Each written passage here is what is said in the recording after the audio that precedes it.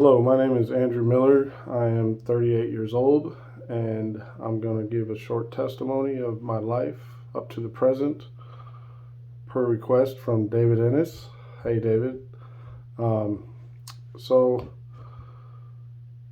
I was born and raised in Southern California in a Christian home of 7, and we were very poor growing up. My dad was a full-time plumber. My mom was a stay-at-home mom, of course, with 5 kids. Uh, I loved going to youth group and going to church. It was never something that I didn't like attending. I liked being a part of our church. Um, but in 6th grade, we had a science camp trip for middle school. And luckily, I think with help of the church, I got to go because it would cost a couple $100, and I was able to go. Well, during this trip, I had a rumor started about me that was not true from one of the popular kids, and of course, because the popular kid made it, many people believed it, and it led to the next 7 years of my life up until I was a senior in high school of being picked on. Really, I wouldn't even say bullying is the right word for it. It's more like torment. I would come home crying to my mom, begging her to not go back to school because whole classrooms would be laughing at me and making fun of me for a complete lie that was totally made up. And this really set me on a trajectory. Something like this can either make you go one way and be a better person, or the path that I chose. And the path that I chose was I wanted to fit in and find a crowd that would accept me. And that crowd was the drug addicts and potheads in our community. So I started hanging out with these potheads and smoking weed and cigarettes at an early age. I was kicked out of my home at the age of 16.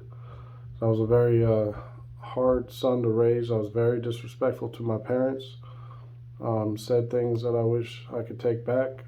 Still to this day, I feel guilty about them, but I can't. To my mom and my dad.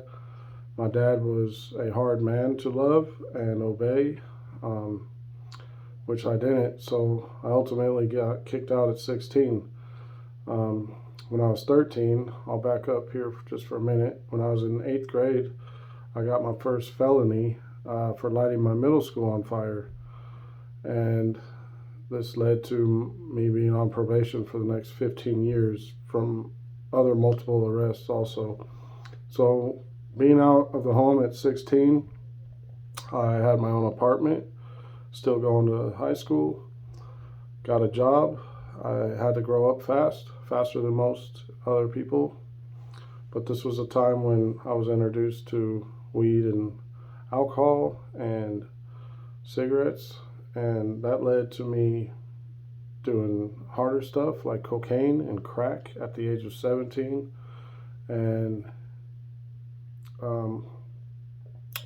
when I was 19, I was up for 3 days on methamphetamines, and I drove to Arizona with 2 other of my friends at the time, and I ended up getting arrested for a DUI in Arizona and ended up going to the state penitentiary. It was a vacation that turned into a staycation in the state pen at the age of 19. I was young and dumb, didn't learn my lesson. When I got out, I went to go meet my mom about a month later at a bar to get money from her so I could buy some weed, and I ended up staying at the bar and drinking and ended up almost losing my life in a bar fight where I was jumped by 3 or 4 Mexican guys and got my jaw broke, numerous other injuries sustained to my head, mostly above the neck. I don't remember most of it. I ended up walking to the hospital and getting the help I needed. Got my jaw wired shut. So yes, I have metal up here and metal right here holding my mandible jaw together. So later, this led just to a life of drugs and alcohol, and I ended up transporting marijuana from California to Oklahoma, where I had a friend from high school living, and that ended up ultimately I had to move out there to keep up with supply and demand, where I met my wife and we got married. But my drug addiction did not stop, and she ended up leaving me because I started taking Adderall, because my friends from church that came to my wedding had Adderall, and I started using Adderall, and when I couldn't get it, I started doing methamphetamines. For about a year and a half, I pretty much lost my mind on that, and I lost everything I had, all my house, my money, my job. My wife left me. So I started treating her really bad when I was high on that stuff, and so she kicked me out, rightfully so. I would have done the same if I was her. I went through some psychosis of meth, started hearing voices, and I've never heard voices before on any other drug, but at this particular time in my life I did, and I heard the voice of my sister telling me that I had molested her when I was younger. This, of course, was not true, but I was hearing her voice in my head saying that I did. So I called her up and asked her if this ever happened, and she got mad at me and said, "Stop using meth and the drug and the lies will end." And I had actually slit my wrist because I was so sad at myself that I could do such a thing to my sister, which again wasn't true. And I had a razor blade right here under this vein, and I was trying to pop it, and it's almost like God's finger was underneath that blade, not letting me slit my wrist. And so I called a friend in Missouri who I lived with when I was 16 in the apartment.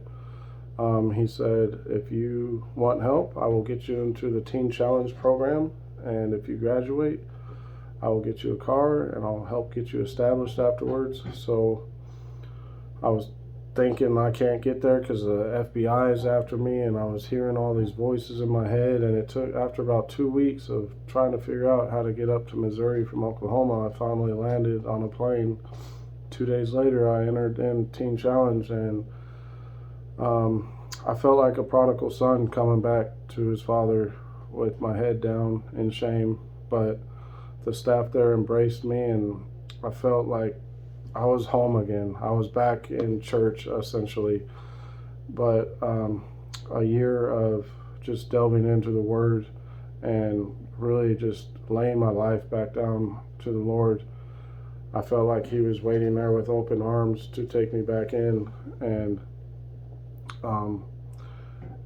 through the program and through truth, really, my life was changed. And now I work for Ozarks Teen Challenge, where I met David, and I'm a teacher now. I teach the first phase class. Who would have thought an old drug addict of 19 years and drug dealer of 15 years could ever be working in a ministry with young adolescents? You know, and I just try and point them in the right direction and help them not make the same mistakes that I did. And God is so good, you guys. His grace is sufficient, and his if I was allotted more time on this short testimony, I would tell you guys of stories where God had His hand in my life, because I should be in prison for the rest of my life, and I'm not, because God has always watched out for me. And even when I was living my prodigal life, He was still there. And it's amazing at the restoration He's doing in my life now. I have a place to live on campus. I have a full-time job here. I have benefits. I have paid vacation, which I've never had before in my life, because I was always in construction. I'm a tile setter by trade. But yeah, God is good, and He's doing great things at this center for the adolescents here. And I just thank you guys for listening to this short testimony. Maybe in the future I'll get to do the full one for you guys. Thank you.